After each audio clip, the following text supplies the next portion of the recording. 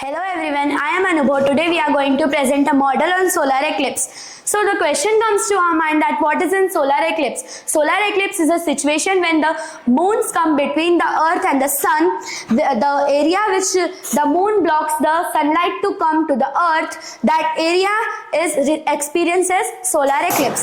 So the area receiving sun rays, that area experiences day, and the area which have moon and the sun rays is not falling here, the area experiences night. My name is Aradhya. This is our model made by our team. So Anubhav had already explained that what is solar eclipse. So me and my friend Sarvesh are going to explain it in detail with the help of this model.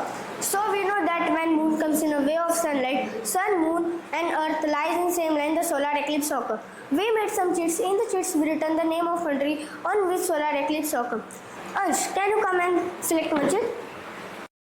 So first, let's turn off the lights. The country name is Spain.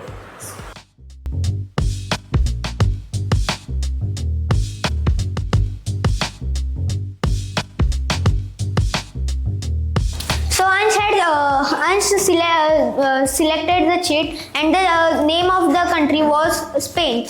So here we can see the Spain is experiencing the solar eclipse. So Arush, come and select one cheat. So the country name is Australia.